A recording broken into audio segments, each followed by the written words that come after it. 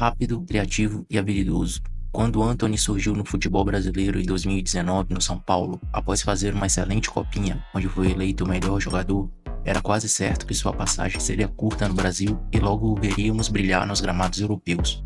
E ele chegou com tudo no tricolor, mostrando personalidade, fazendo gol até em clássico contra o Corinthians. Isso despertou o interesse do Ajax, que o contratou em 2020 por cerca de 16 milhões de euros. Na sua primeira temporada europeia, fez 10 gols e 10 assistências, e foi peça-chave na conquista do campeonato holandês. Seu desempenho o levou à seleção olímpica, onde se sagrou campeão em Tóquio. Quando Ten Hag trocou o Ajax pelo Manchester United, ele chegou com carta branca para tomar decisões importantes. Para se ter ideia do poder concedido a ele, até mesmo Cristiano Ronaldo ficou sob seu comando, o que gerou polêmicas e discussões, que podemos abordar em outro vídeo. Mas a direção do United, mesmo assim, confiou no técnico holandês, pois havia a expectativa de salvar a temporada do time de Manchester. Logo, o treinador pediu a contratação do brasileiro, pois queria repetir a parceria que teve com o atacante no Ajax. E desta forma, em 2022, por impressionantes 100 milhões de euros, Antony se apresentou aos Diabos Vermelhos. Rashford no mano a mano, bom passe pro Antony, tocou cruzado, iluminado, gol! É do United!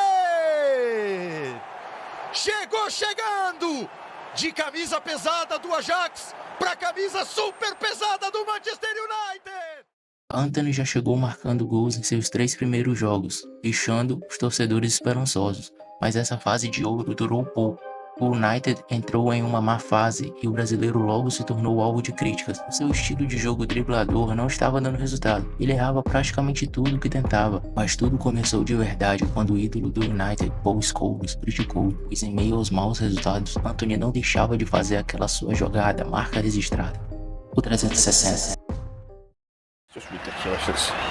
It's showboating. It's just, look at that. That sums up. What's he thinking of? He's not beating a man. He's not entertaining anybody. It's 0-0. Then he kicks the ball out. But that's the way he plays. I've seen him do it many times in Ajax as well, and that's just the way he is. But I think he needs that knocking out of him.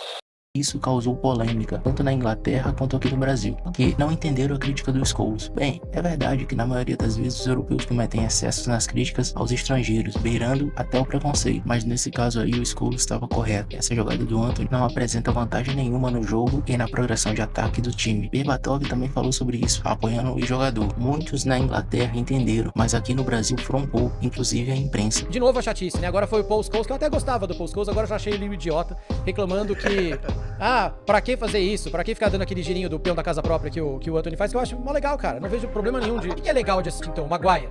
É isso, Paul Scholes. Legal é ver o Maguire jogando. Legal é ver a malemolência dos... a cintura mole. Alguns defendiam Antony, alegando que ele era alvo de preconceito por ser estrangeiro. Mas a verdade é que na Premier League, o nível de exigência é maior que na Eredivisie. E as críticas eram focadas em sua falta de objetividade e eficiência no ataque. Toda essa situação gerou desgaste e se refletiu ainda mais dentro de campo. Onde em um lance que o Antony estava segurando demais a bola, Bruno Fernandes perdeu a paciência com ele e se estranharam ali mesmo. Já no clássico contra o City, ele também discutiu feio com o Doku após uma falta, mostrando total descontrole pela fase vivida. Além disso, sua vida pessoal enfrentou turbulências, com acusações feitas por sua ex-namorada, que o afastaram temporariamente dos gramados. E após o seu retorno, a má fase continuou e culminou em um jejum de gols de mais de um ano dele na Premier League, até voltar a marcar contra o Burnley. Apesar disso, Antony virou motivo de chacota nas redes sociais, com memes e vídeos sobre sua performance.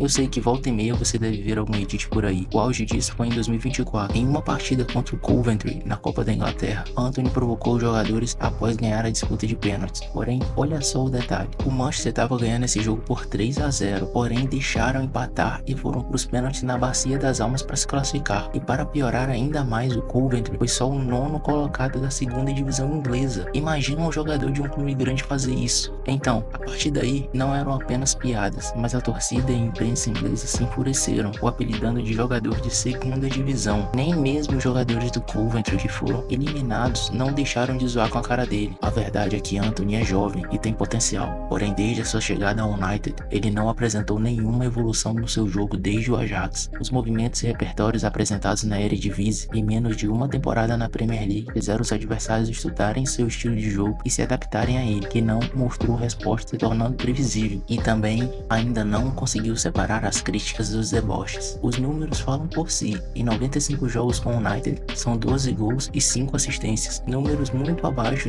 do cara que é a segunda maior contratação da história do United. Após a demissão de Ten Hag, chegada do atual técnico Ruben Amorim, Antony vem perdendo cada vez mais espaço e a direção do United agora considera sua saída como inevitável, buscando minimizar o prejuízo financeiro. A recuperação de Antony no United é desafiadora, mas não impossível. Ele precisará trabalhar duro para superar as críticas e justificar o investimento. Terá que se levantar e se reinventar para limpar sua barra no futebol europeu, vivendo com o fardo de ser sempre o cara de 100 milhões. Mas nada está perdido. Guardadas as proporções, ele pode se inspirar em dois brasileiros que estão dando a volta por cima na Europa. Rafinha no Barcelona, que após algumas más temporadas está jogando bem, e David Neres, ex-companheiro de Ajax, que se reencontrou no Napoli. E você, acredita que Antony ainda pode provar que vale os 100 milhões? Ou veremos a sua redenção em outro clube? Se você gostou do vídeo, deixa o like e se inscreva no canal para mais conteúdos como este. Salve do Dre, tamo junto e até a próxima.